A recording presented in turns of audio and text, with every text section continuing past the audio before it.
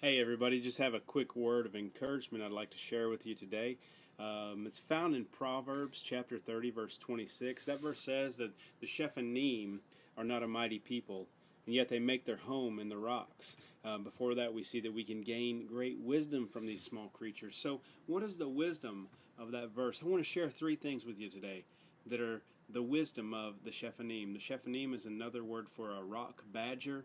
It's a little creature about the size of a guinea pig with a long tail that lives outside of Jerusalem in the mountains and the rocky places. The first thing that we see from the Shephanim is that they live in groups. They live in groups of about 80 individuals, but they're also made up of families, 5 to 6 to 7 individuals in that larger group of 80. So we see the first piece of wisdom that we gain from these creatures is that they don't try to live their life alone. They are together with others in relationship. For you and I, what does that mean? First of all, that we're a part of a family. We have our own family that we're responsible for if we're the men.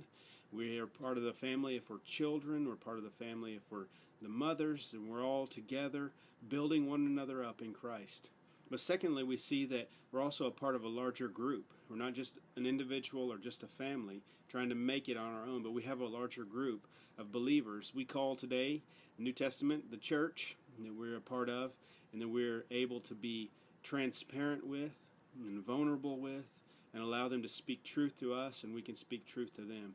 So that's how these creatures survive. That's the wisdom we see from them. We can see that we can gain wisdom and survive through being together in a larger group. But the second thing these creatures do is that as they go out to forage for food, they have to go out of the rocks.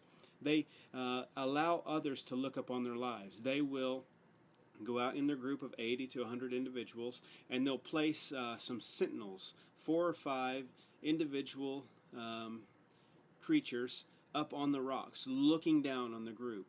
The number one predator of these creatures is the viper, and the fox is also a predator.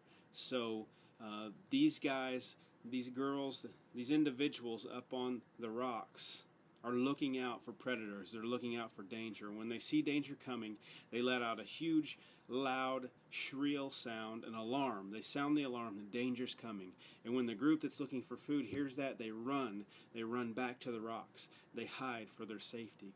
What can we gain? What wisdom can we see from that? That we as individuals allow others to look upon our life. But we also look upon others' life, and we scream out when danger is coming. Commonly, we call this in our Christian circles accountability. That we are accountable to someone else, and we allow them to be accountable to us, so that we can look into one another's life and say, be careful there, watch out there, run away from that, run to the rock. Do you have someone like that today? Someone who holds you accountable, and are you accountable to someone? Very important to find that. Finally, we see that the truth of this passage is also that they make their home in the rocks. The wisdom we see from that as Christians, that we make our home in the rock, Jesus Christ and no other. There are going to be times when we're not with the group. There are going to be times when we're not with our families. There's going to be a time when we're not with our accountability partner. There will be a time when we simply have to trust and rely upon the rock. Now, I'm not saying we only do that at that time. That's something we do all the time. But there's going to be times of trial and struggle where we'll have no other place to go. Jesus Christ. Find Him through His Word. Find Him through prayer. Find Him through seeking Him in your life each day. So I hope that this has been beneficial to you. I hope this has spoken to you. I hope that you needed to hear this today. This is the illustration that we put together for our youth when we taught this lesson. Live in the rock today. Make your home in the rock. Have a good day. God bless you.